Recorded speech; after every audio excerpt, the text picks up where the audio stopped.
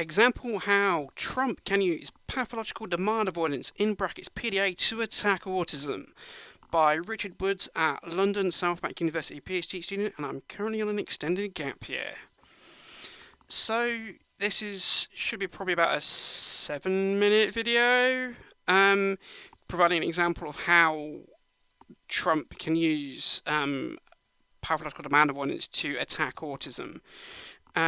So the quick sections of this video is basically just comment on Trump's attacks on autism, the claimed rational demand avoidance versus irrational demand avoidance split, autistic children and young persons school refusal, and Trump's likely comments on autistic children and young persons school refusal, and then just my own kind of concluding comments.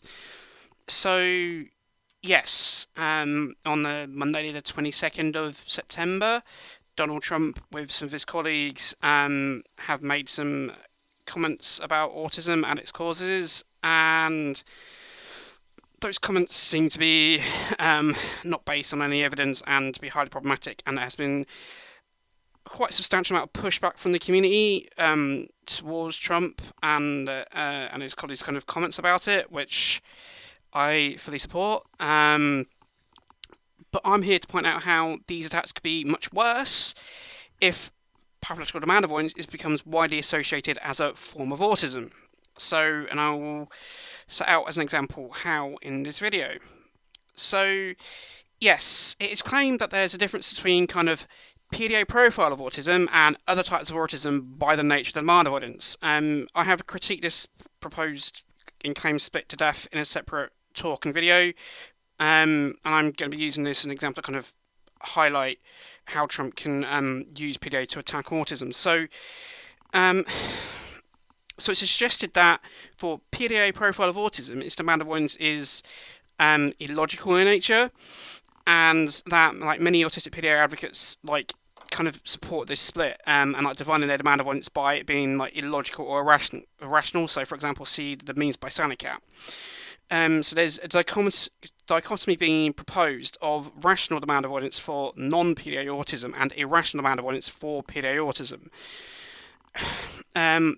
This is just an example of one of Sanicat's memes where she points out how some of the different types of the behaviour and demand avoidance are due to different things than PDA. I would just point out this is Salicat's opinions on her own demand avoidance. It doesn't mean that it's necessarily accurate or representative of other PDA's lived experience, like such as myself, for example. Down here in the bottom right, Sanicat says, pathological demand avoidance is an involuntary and irrational drive to avoid anything and everything, even things I like doing. There's a lot one can say about that definition, including that, for example, those with depression avoid demands to do things that they wish to do.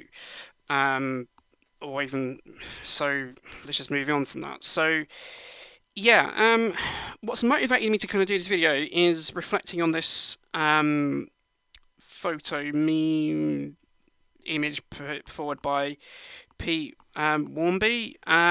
So it's talking about like autistic students not wanting to go to school and how that can be a totally rational response to such a hostile space, and I completely agree with that.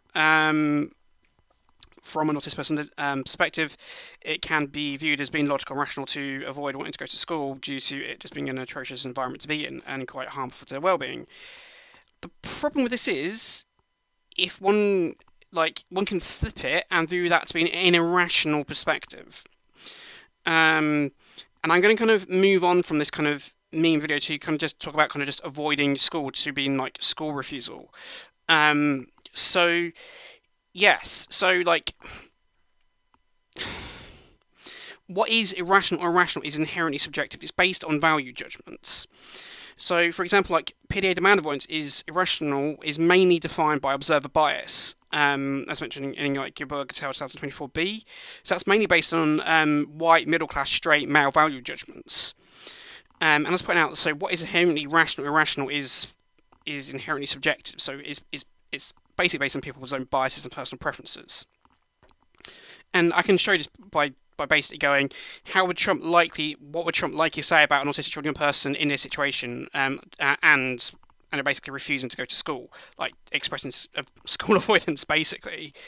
What would Trump likely say about an autistic student not going to school? And it'll probably say something along the lines of, autistic children autistic children and young persons can irrationally refuse to attend school, these autistics are unreasonably choosing to become less skilled and unskilled productive persons. These autistics are a burden to their families with challenging behaviour and forcing caregivers to give up work. So that's having a massive impact on their families. It's also going to likely to be costing you, the taxpayer, money to support these autistics. So these autistics are a problem which needs to be fixed with, and I'm putting question mark there, leaving it open for you guys to predict what Donald Trump would say needs to happen to autistics who are school refusing, avoiding going to school, or not wanting to go to school. And to point out, these are not my views on the topic of autistic school, autistic people avoiding going to school, refusing to go to school, or not wanting to go to school. I'm just putting this out as a scenario of what Donald Trump would likely say on the topic. And my concluding comments are, it's a choice to view PDA as a profile of autism. There's different ways to conceptualise it if one actually pays attention to PDA literature. It's predictable how PDA profile AAC can be used to attack autism and autistics. It also shows that what is irrational/irrational is inherently subjective.